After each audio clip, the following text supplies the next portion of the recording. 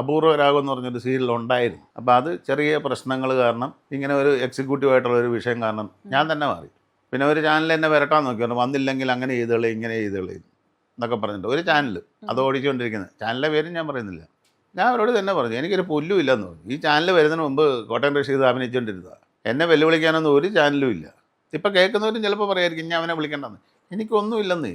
അത് കഴിഞ്ഞിട്ട് വേറെ 1-2 സീരിയൽ വന്നു കഴിഞ്ഞപ്പം അത് പുള്ളിയാണ് ചെയ്യാൻ പോകുന്നത് പറഞ്ഞാൽ അവർ ചാനലുകാർ പറഞ്ഞു അയ്യോ പുള്ളി അതുപോലെ പരിപാടി പറഞ്ഞാൽ സ്ക്രിപ്റ്റ് എഴുതുന്ന ആൾ പറഞ്ഞു എന്നാൽ പിന്നെ പുള്ളി ചെയ്യുന്നില്ലെങ്കിൽ ഈ സാധനം ഇല്ല കേട്ടോ, ഈ കഥാപാത്രം ഇല്ല, ഞാൻ എഴുതുന്നില്ലെന്ന് പറഞ്ഞു. അന്ന് തൻ്റെ ഇടമായിട്ട് പ്രൊഡ്യൂസർ പറഞ്ഞ ഒരൊറ്റ ആള് മെരിലാൻഡ് മുരുകൻ സാറ് പറഞ്ഞു അത് കോട്ടയം റഷീദേ ചെയ്യുന്നുള്ളൂ. ഞാൻ അങ്ങനെ ചെയ്തതാണ്. 1-2 സീരിയൽ അതിനകത്ത് ചെയ്തു, ഞാൻ തന്നെ ചെയ്തു. ചാനലുകാർക്ക് ഒരു പുല്ലും ചെയ്യാൻ പറ്റില്ല. ഈ സത്യങ്ങളൊക്കെ ഇതുപോലെ പറയുന്നോണ്ടാണ് പറയാൻ ധൈര്യം വേണം.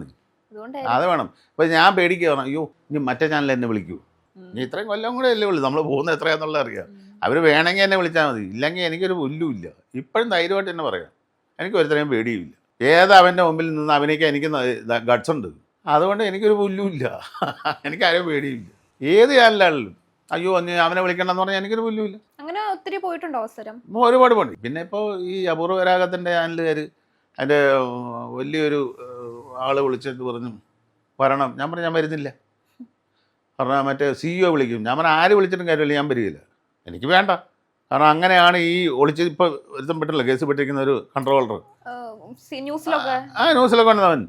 അവൻ എന്നെ വിളിച്ചും പറഞ്ഞാൽ ഞാനാണ് നീ ഇതങ്ങോട്ട് ചെയ്യാൻ പോകുന്നത്, നിങ്ങൾക്ക് വരാൻ പറ്റുമോ, എടുത്ത വായിക്കാനോട് ചോദിക്കുക. ഞാൻ പറഞ്ഞു എനിക്ക് സൗകര്യമില്ലടാന്ന് പറഞ്ഞു. ഒരു മര്യാദയില്ല, ചോദിക്കുന്നതിന് മര്യാദയില്ല. അത് ഞാൻ ചെയ്യാൻ പോവാണ് റഷീദ്, അല്ലെങ്കിൽ റഷീദേ നിനക്ക് വരാൻ പറ്റുമോ എന്ന് ചോദിച്ചാൽ മതി, ഞാനാണ് ചെയ്യുന്നത്, നിങ്ങൾക്ക് വരാൻ സൗകര്യം ഉണ്ടല്ലോ. ഞാൻ പറഞ്ഞു എനിക്ക് സൗകര്യമില്ലടാ, നീ വെച്ചിട്ട് പോടാന്ന് പറഞ്ഞു. അത് കഴിഞ്ഞപ്പോൾ മറ്റവർ വിളിക്കുന്നു, മാങ്ങാത്തല് വിളിക്കുന്നു. ഞാൻ പറഞ്ഞു എല്ലാവരോടും പറഞ്ഞു ഇത് തന്നെ എനിക്ക് അവനോടും പറയാനുള്ളൂ, അവനോട് പറഞ്ഞ പോലെ നിങ്ങളോടും പറയാനുള്ളൂ, എനിക്കൊരു പുല്ലുമില്ല, വേണ്ട. പറയാൻ ധൈര്യം ഉണ്ടെങ്കിൽ പിന്നെ എന്താ കുഴപ്പമാണ്? നീ ഒന്നുമില്ല, നമ്മൾ ജീവിക്കുക എന്തായാലും, മരിക്കാനൊന്നും പോകുന്നില്ല.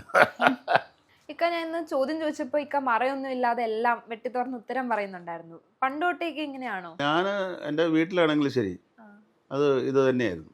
ഒരു 13-14 വയസ്സുള്ളപ്പോൾ ഒരു പെൺകുട്ടി എനിക്കൊരു ലവ് ലെറ്റർ തന്നു. അത് വീട്ടിൽ എൻ്റെ ഉമ്മ പിടിച്ചിട്ട് പക്ഷേ ഞാൻ അറിഞ്ഞ പോലുമില്ല അതെങ്ങനെ ഉമ്മയുടെ കൈ വന്നു. അത് കഴിഞ്ഞിട്ട് അത് ഉമ്മ വാപ്പാടുത്ത് പറഞ്ഞു ഇങ്ങനെ ഒരു സംഭവമുണ്ട്, ചോദിക്കുന്നു പറഞ്ഞു. കാരണം പുള്ളി അങ്ങനെ ഒന്നും പ്രശ്നമൊന്നുള്ള ആളായിരുന്നു. പിന്നെ എന്നൊക്കെ പറഞ്ഞു വിട്ടു.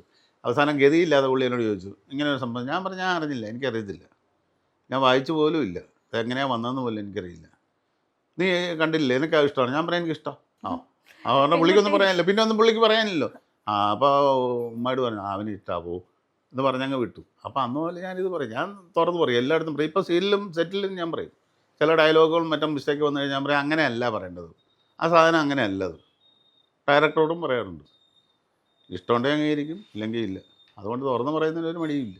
എല്ലാ കാര്യങ്ങളും ജീവിതം അവസാനം വരെ അങ്ങനെയൊക്കെ പോയിക്കൊണ്ടിരിക്കുന്നു.